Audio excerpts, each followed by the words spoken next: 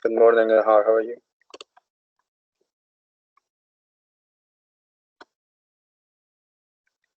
All right, grade 9. I hope that you're doing well.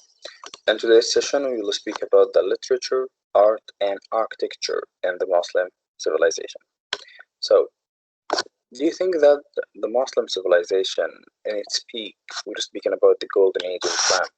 So, about its peak, do you think that the Muslims really excelled in literature, art, and architecture? Yes.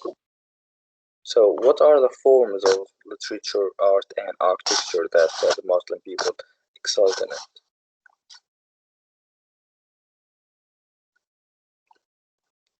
For literature, for example, we're speaking about what?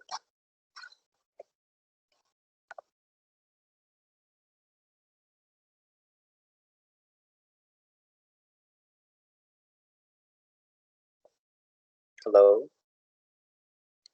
Yeah, I'm thinking. What was the question? Literature. What are the parts of literature that the Muslim people excelled in? They had rich oral poetry. Poetry, bravo. Very, very, very good. So actually, poetry was the first thing that the Arab people excelled in. That's fact. And regarding the art and architecture, of course, they are portrayed in many of the buildings and the mosques they have built. So, before we speak about that, let's just go to video first about the advances in science. Education and respect for learning are central to the Muslim religion. Because studying the Quran is so important for Muslims, during the Abbasid dynasty, both boys and girls received elementary education where they were taught to read and write. Also during this time, Baghdad became a major center of learning. Scholars from across the world came to the city to study math, science, and medicine. Many of their discoveries are still in use today. Astronomy was a huge area of study for Muslims during this time. In observatories across the Muslim world, scientists studied the Earth's rotation and its relationship to the sun and the moon. They even figured out a way to measure the Earth's circumference to within a few thousand feet. Many tools developed during this time were used around the world to help with navigation. Sailors, for instance, could figure out their location and direction by using tools to measure their distance from the stars. Muslim scholars also made big discoveries in mathematics. The numbers that we use today come largely from Arabic numerals. The Persian mathematician Al-Khwarizmi developed the study of algebra, a form of mathematics we use every day. In fact, the word algebra comes from the Arabic word al-jabar. Health and medicine were also important to Muslims. The government set up hospitals where the sick and injured could get quick care. Physicians were required to pass tests before they could practice medicine, and an emphasis on treating both mind and body led to faster, more successful recoveries. And that's not all. Doctors learned new surgical techniques, like how to treat cataracts. They explored treatments for common illnesses like measles and smallpox, and they learned how to mix medicines into sweet-tasting syrups. A famous doctor from the time, Ibn Sina, wrote an encyclopedia of many of the known treatments and diagnoses at the time. His canon on medicine was used across the Arab world and in Europe. In fact, this area of the world became so well known for its advances in medicine that European physicians began to attend Muslim universities in order to train with the best doctors. How did Muhammad's respect for learning inspire Muslim advances in science and math?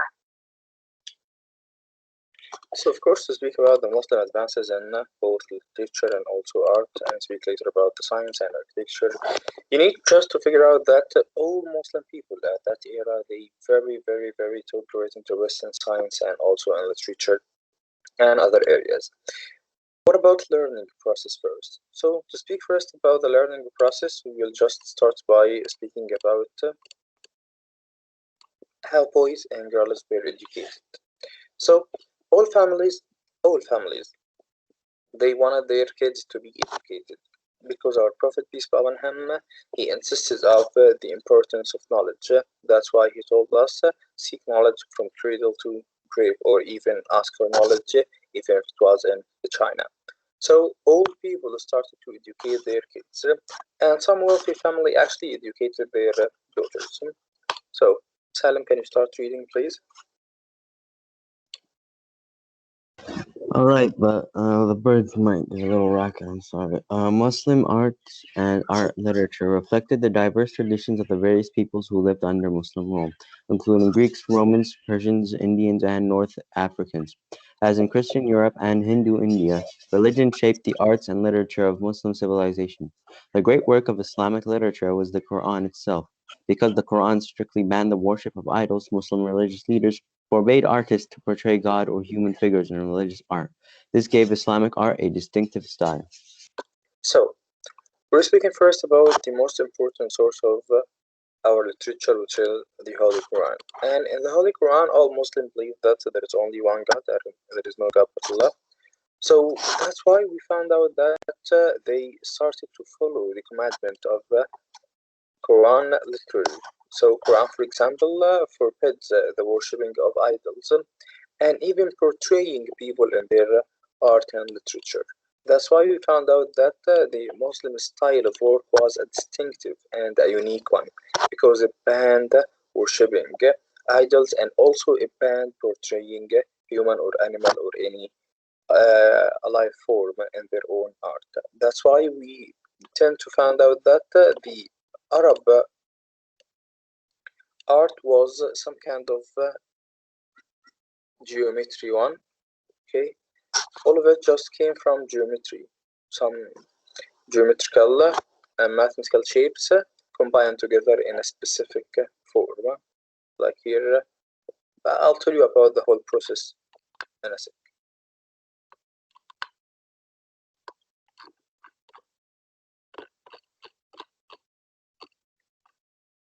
So, what about the rich tradition of literature? Of course, as Salam said, the most important form of literature the Arab people had was the oral poems because they really mastered the language and they could use the language in various of ways to express romance, to express anger, to express hatred. So they left for us a very, very, very unique tradition of poems.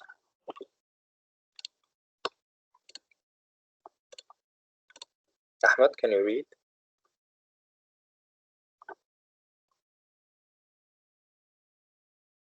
Ahmed Shahri, you have a mic?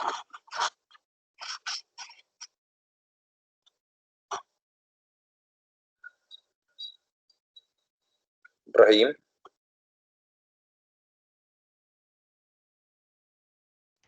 Yes, good morning. Can you read, please? right. A rich tradition of literature. Long before Muhammad, Arabs had a rich tradition of oral poetry and musical verses. Poets chanted and dangers of desert journeys, the joys of battle, or the glories of their clans. Their most important themes, chivalry and the romance of nomadic life, recurred in our poetry throughout the centuries. Later, Arab poets developed elaborate formal rules for writing poetry and explored both religious and worldly themes. The poems of Ra- Rabia al-Adawiya expressed Sufi mysticism and encouraged the faithful to worship God selflessly without hope of reward. If I worship thee in hope of paradise, exclude me from paradise. She wrote in one prayer poem. Alright, so we're speaking first about how the tradition of the Arab people started by the poetry. Of course, even before Islam, people of the Arab traditions, or even in the Arabian Peninsula, they used poetry in all aspects of their life. So even long before Islam, before our Prophet peace be upon him, the Arab had a rich tradition of oral poetry, and it's actually portrayed in long, long, long before. Like for example, we have this man who's called Ansar ibn Shaddad. So this man really excelled in using poetry, and even our Prophet peace be upon him, once he heard his poetry, he told if this man was existing after I came, he would become a Muslim because his poetry was very good, and actually it portrays how modest and good he was. So in a musical verses, we were speaking about how the harmony and the rhythm and the poem itself. Poets chanted actually, or chanted means sang. Poet chanted the dangers of the desert journey, the joy of the battle, the glorious of the clans, blah blah blah. All aspects of their life were portrayed in their own poems, and their most important theme was chivalry and also the romance of the nomadic life. So the same theme for all of the people.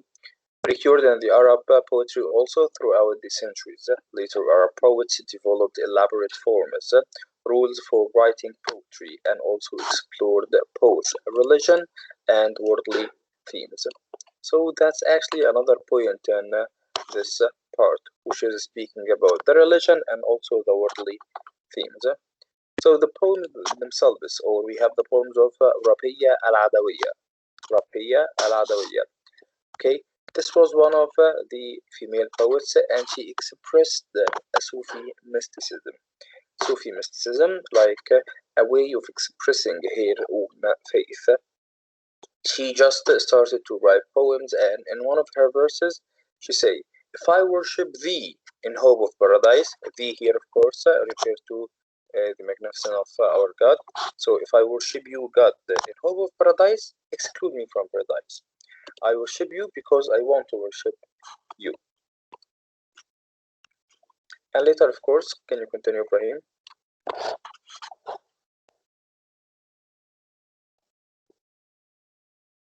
Persians also had a fine poetic tradition. Firdousi wrote in Persian using Arabic scripts. His masterpiece, the Shah Namah, or Book of Kings, tells the history of Persia. Umar Al-Khayyam. Umar Khayyam, famous in the Muslim world as a scholar and an astronomer, is best known the Yeah. Rubaiyat. In this collection of four-line stanzas, Khayyam meditates on fate and fleeting nature of life. Alright, so simply we have also other people from Persia, because the Muslim world back then stretched from the Indus River Valley into Spain. So we have also other people from Persia, they started to join the Muslim poetry. One of them was Omar al-Khayyam. Omar al-Khayyam. Omar al-Khayyam, he wrote four-line stanza poets. Four-line stanza. And actually the same thing actually was adapted by William Shakespeare himself, a four-line stanza. So it means that each stanza has its own distinctive theme, directing or addressing a specific theme. So simply, we are speaking about Omar al-Khayyam and how Omar al-Khayyam started to prevent us or started to give us some meditation on faith and also on feeling of nature and life in his book. And actually, Omar al-Khayyam also wrote some music, and they are still used today, and they are very, very, very famous. So, like for example, when he says the moving finger writes and having written moves on, nor all pity nor wit, shall lure it back to cancel have line, nor all your tears wash out a word of it. That's from Rubaiyat because they consist of four-line stanza. Later also the Arab writers prized the art of storytelling, and actually they adapted that from the Greek people, because the Greek people, they were the best people in telling stories, and later the English people. Along with ancient Arab tales, they gathered and adapted stories from India, Persia, Greek, Jewish, Egyptians, and Turkish sources. The best collection is The Thousand and One Nights, and I believe all of us have heard about it. The Thousand and One Nights, a group of tales narrated by fictional prince. Okay, they included romance, fable, adventure, and also humorous anecdotes. Many set in the Harun al-Rashid's Baghdad. Later, of course, a version filtered into Europe where children heard about Aladdin and his magic lamp, or Ali Baba and the 40 Thieves. So the collection of 1001 Tales, okay, were also one of the literature of the Arab people as a storytelling one. And most of them were at the era of Harun al-Rashid and the Prince Shahriyar and Shahrazad. Yes, and I think you know the story. What about religion shapes architecture? Do you think that religion affected architecture in the Islamic world? Yes or no? Yes. How is that?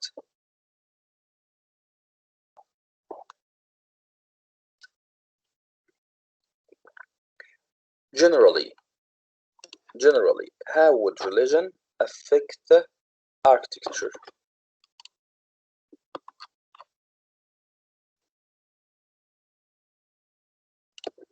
How would religion affect architecture? Like the mosque. Nice. So we are Muslims, so we portray our architecture in building mosques. Great. What about the Greeks?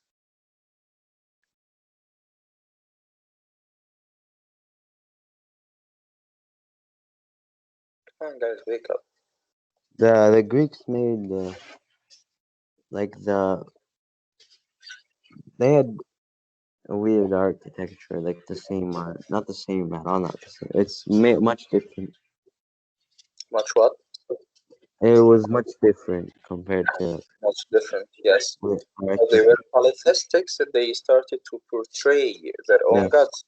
They started to build temples, right? So at any civilization, art and architecture are totally connected to their religious perspective. If they believe in many gods, they will start to portray those gods and build temples for them. If they are monotheists like Muslims, they will start building their own style of temples, which is the mosques for the Muslims. If they are Christians, they will start building churches. Also, if they are Jewish, they will start building temples. And all of them will just serve for religion. So, religion did actually affect the Muslim literature and also architecture. Good morning, Nahar. Do you have a mic?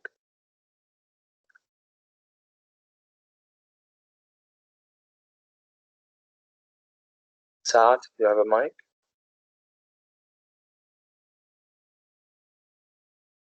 Yes, I know that you are with me, but do you have a mic?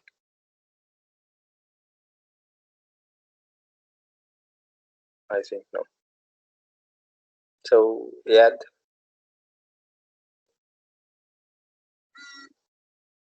Yes, teacher. Right. start. Yes. The main purpose of early mosque was to serve as a community centers for the faithful. These simple buildings were hubs for social interaction, Islamic study, and group prayer. Later, domed mosques and high minarets dominated Muslim cities. Adapted from Byzantine buildings, domes and arcs became symbolic of Muslim architecture. Start. Just as just So as simply, this please. So simply, we're speaking about the main purpose of mosques. What is the main purpose of mosques? Why do we build mosques? to pray. To pray. To pray. So the main purpose, once mosques were made, it was made for two things. Number one, to pray in groups, and number two is to teach people about their own religion. Later, we started to open schools.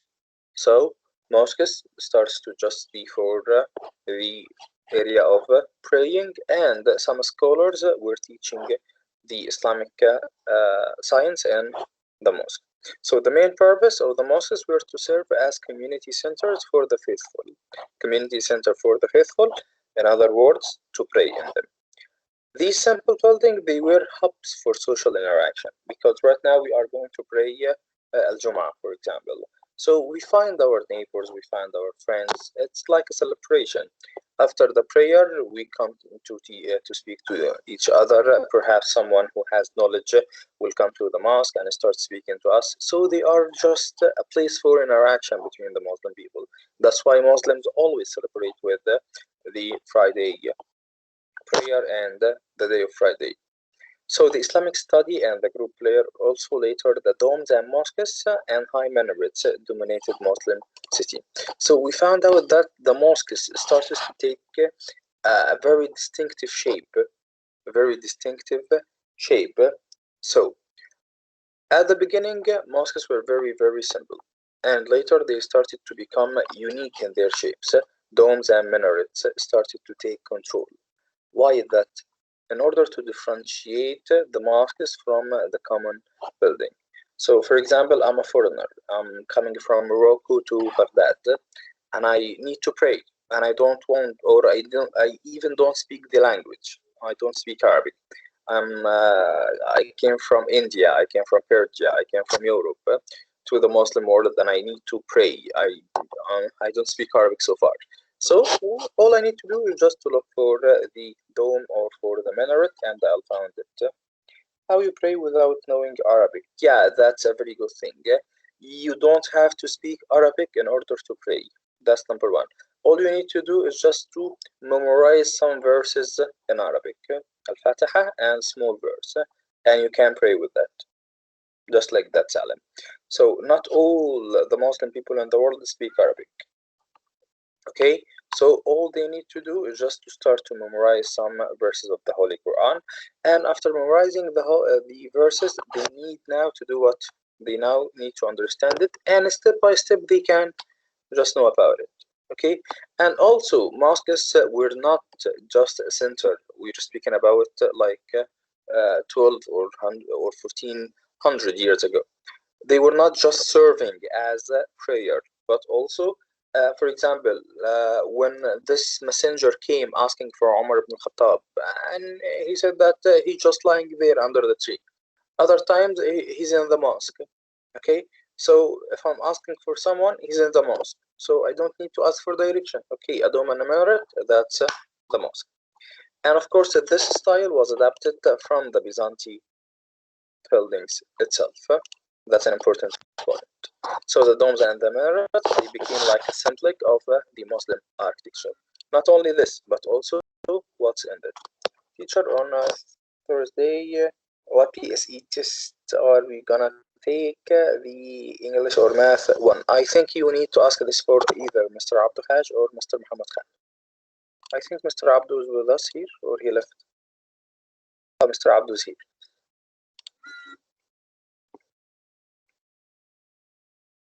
Okay, Mr. Abdul, answer this question, please, if you are with us.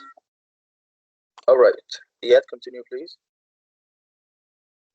Yes, just as Islam is an important part of the daily life of Muslims, so too is it integral to Muslim architecture. While Islamic religious buildings had some elements borrowed from Christian building styles, they were designed to meet the needs of Muslims, with places to call people to worship and large halls for prayer. Each mosque also featured a mihrab, and intended wall that faced toward Mecca. Completed in 715, the Great Mosque of Damascus includes minarets, a large area for prayer, and a mihrab. All right. So simply the style itself was adapted from the Christian style. Okay, because both of us, Muslims, Christian, and Jewish, we serve just for one God, and all of us have this creature or this building to worship God, whether it was a temple, a church, or even a mosque. So, what do we need in this? We just need a place for prayer, an open area for prayer. We need a place to call people for prayer, and also we need a mihrab. Okay, for the Christian, they don't need a mihrab. They just need what? They just need like a place that a bishop can speak to the people. So it's like a stage or something like that. Okay, so we needed the minarets because back then, before creating the microphones, of course, the muezzin, he will just go up to the minaret, and from the minaret, it's the highest part, he will just start calling people for prayer. And actually, the shape of the dome guides itself. Why the shape of the dome is like that? Why do we have the half circle domes in mosques? Because before creating the microphone, of course, you have a very huge mosque, and of course, the sheikh or the one who's giving the lecture, his voice might not reach all the people in the mosque. That's why we adapted that shape, the dome shape, because they will reflect the sound of the sheikh or the one who's giving the lecture. Consequently, it became very effective and adapted by all the Muslims. Okay, so far so good? Yes. Alright, what about the art and the Muslim Empire? What do you think of the art of the Muslim Empire? Was the art in the Muslim Empire like that of any other empire? No. No. Pourquoi? Because they use the physical beauty to the spiritual words of the Quran. Yes. What else?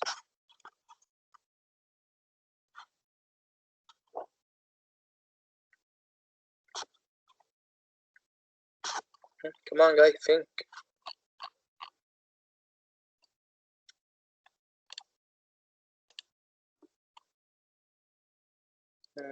Fahd, do you have mic?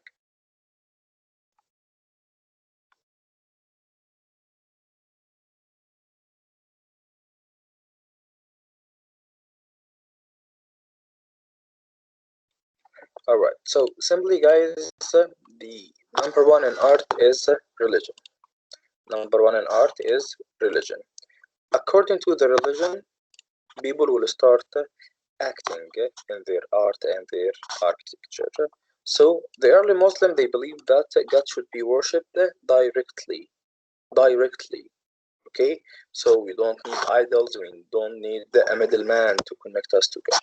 So we believe that God must be worshipped directly, not through representations. So the early artists, they avoided picturing God or Muhammad, peace be upon him, because they believe that to be God's messenger. And instead, they symbolized the importance of God's words. Okay, and that's a good point. So they did not symbolize God, they did not symbolize our Prophet, peace be upon him, they did not symbolize animals or human beings, yet they started symbolizing the importance of God's words. So they used their own calligraphy, the art of writing. Okay, so calligraphy, and we have already studied this word before. Can you remember?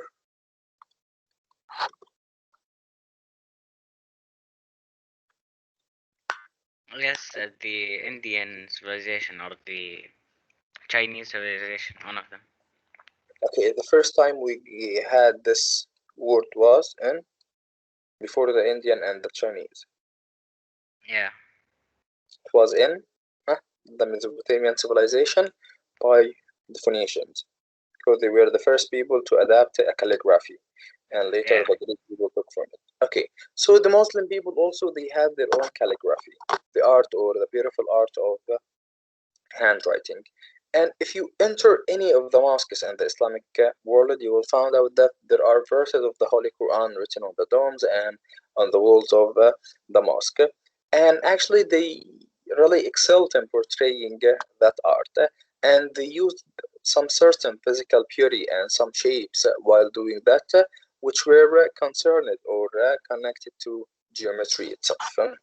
So, to add a physical beauty to the spiritual words of the Holy Quran, religion arts also decorated the handwriting pages with borders containing the geometric shapes and the arabesque or flowered styles, like here, for example. Okay, that's the Holy Quran. Okay, so beside the writing of the Holy Quran itself, the beautiful handwriting of the Holy Quran, we found also the shapes portrayed in the Quran. Okay, so the shapes around it itself was even more beautiful. Thank you. You are very welcome. Okay. And actually, to speak about the Muslim art and religion, we need a lot of time and how they started to use geometry in their art. That will take another whole session to speak about that. So unfortunately, that's gonna be it for today, grade 9, and see you in the next session. And once again, we had to change this advocacy session into world history because we are super late. See you next session. Bye. Thank you.